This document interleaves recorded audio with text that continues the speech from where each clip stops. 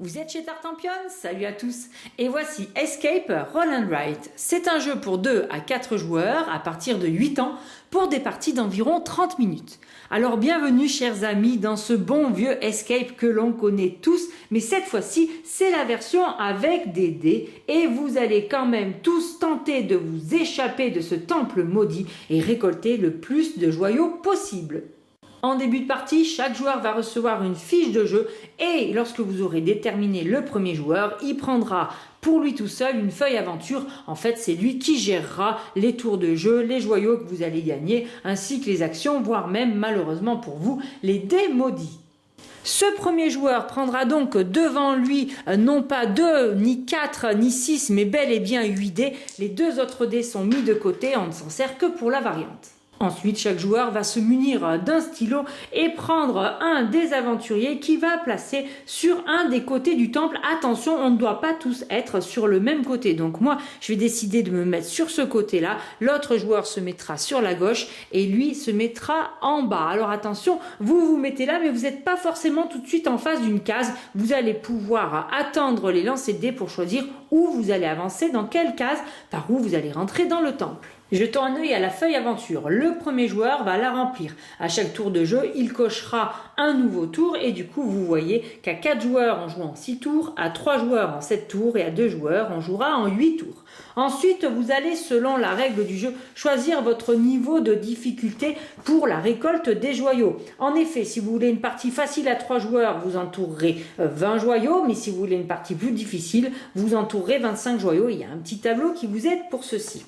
Ici, vous avez toutes les actions bonus que vous allez récolter dans les salles et grâce aux cartes au trésor. Lorsque vous les gagnez, vous entourez toujours de la gauche vers la droite. Et dès que vous atteignez une case spéciale pour chacune des pistes, vous allez pouvoir gagner un joyau supplémentaire.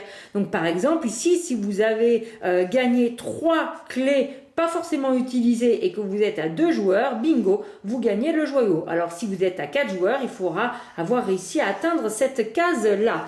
Et enfin, en bas, vous avez un espace pour les dés maudits. À chaque fois qu'ils apparaissent, vous les installez sur la gauche des cases. À chaque début de tour, le joueur actif devra les déplacer d'une case et quand ils se retrouvent sur la dernière case, vous pouvez les récupérer et les réutiliser. La malédiction est passée. Le joueur actif va donc pouvoir lancer les dés 2 par 2. Alors le premier joueur n'aura pas de dés maudits, mais les autres joueurs devront prendre ceux qui sont disponibles et ne pas tenir compte des dés installés ici. Il prend 2 dés et il les lance. S'il obtient un dé maudit, il le place sur la case de gauche et ensuite pour les dés restants, il choisit soit il le garde pour lui, soit il le met dans la réserve commune. Donc admettons, moi je décide de le garder pour moi. Je lance les 2 dés suivants, je choisis si je le garde pour moi. Alors je vais garder la torche et mettre dans la réserve commune la clé. Je lance les 2 dés suivants. Ah la vache, c'est pas super bien chanceux tout ça. Et je lance les 2 dés suivants. Et ben dis donc, j'attaque bien ma partie. Je vais donc garder ce dé là. Une fois que j'ai tous les dés gardés, eh bien je vais les utiliser pour moi. Pour pouvoir rentrer dans une salle du temple, il faut que j'ai sur mes faces de dés ce qui est dessiné. Donc avec ces 3 dés là, je peux pas rentrer ici parce qu'il fallait 2 bonhommes verts. Ici, il fallait 2 clés. Bon bref, vous comprenez bien que je vais pouvoir rentrer juste ici grâce à ces 2 dés là. Je mets mon petit aventurier à l'intérieur et je gagne immédiatement ce qu'il y a dans la salle. Alors attention, on a le droit de traverser les salles plusieurs fois dans le jeu. En revanche, vous ne gagnez le bonus qu'au moment où vous passez. Donc pensez bien à barrer le bonus sur la salle et ensuite à l'ajouter sur la carte aventure. Alors, moi, il me reste qu'un dé torche, je ne peux rien faire avec. Il s'agit donc maintenant de répartir les dés de la réserve.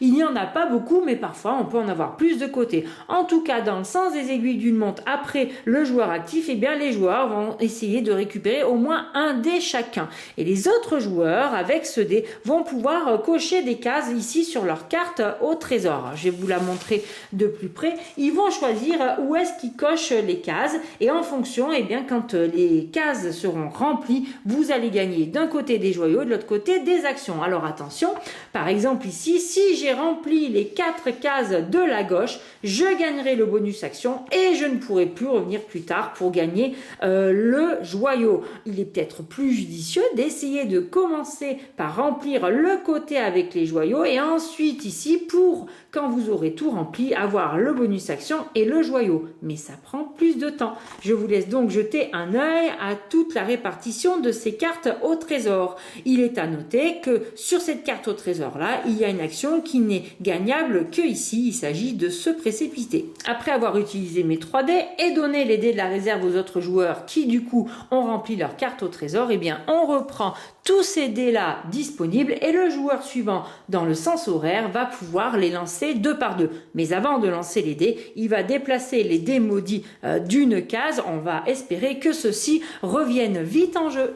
Dans le temple, il y a 4 types de salles spéciales qui sont de couleurs différentes. Vous avez ici 2 violettes qui vont ensemble, 2 bleues, 2 vertes et 2 oranges. Et si vous regardez bien, en bas à droite de ces cases de couleurs, vous avez un symbole mystique. Ici, c'est le haut du symbole qui correspond parfaitement au bas du symbole de la même salle dans la même couleur. Eh bien, si vous réussissez à positionner votre aventurier dans une de ces 2 salles, par exemple, c'est valable pour toutes les autres couleurs, et qu'un autre joueur lui aussi réussit à mettre son aventurier mais dans la salle de la même couleur, attention pas celle-ci, l'autre, eh bien vous rassemblez les 2 morceaux du symbole mystique et vous gagnez 2 joyaux supplémentaires. Donc c'est très intéressant d'essayer de vous coordonner comme ceci. Quand votre tour de jeu reviendra, maintenant que vous êtes rentré dans le temple, vous ne pourrez vous déplacer que de façon orthogonale et pas en diagonale. Et à chaque fois que vous voudrez aller dans une case adjacente, vous devrez, comme pour le début,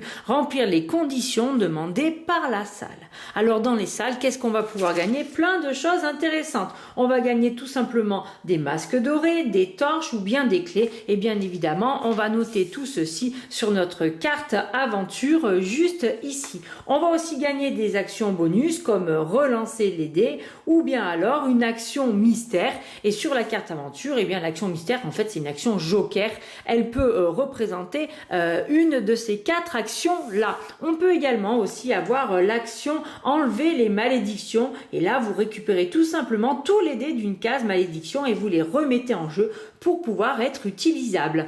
Quant à l'action se précipiter, eh bien elle va beaucoup vous plaire, puisque vous allez pouvoir déplacer votre aventurier vers n'importe quelle case à côté de là où vous êtes sans forcément avoir les symboles demandés. Ça vous permettra de vous échapper du temple le plus rapidement possible, car vous l'avez compris, il faut qu'on essaye tous ensemble de gagner le nombre de joyaux qu'on s'est fixé en début de partie, mais il va falloir aussi, pour pouvoir gagner, qu'on se trouve tous sur le centre de notre temple, sur la case de sortie, en même temps pour pouvoir finaliser d'avoir remporté le jeu. Et voilà, la fin de partie sera déclenchée par le dernier tour coché par le premier joueur. À ce moment-là, eh bien, vous vérifierez si vous avez atteint le bon nombre de joyaux demandés. Et surtout, si tous vos aventuriers sont bien au centre chacun du temple. Si c'est le cas, vous avez remporté la partie. Sinon, eh bien, c'est perdu pour vous. Vous n'avez plus qu'à rejouer. Je vous remercie de m'avoir suivi pour les règles du jeu Escape Roll and Write. Je vous dis à très bientôt chez Tartampion et d'ici là, n'oubliez pas, amusez-vous bien!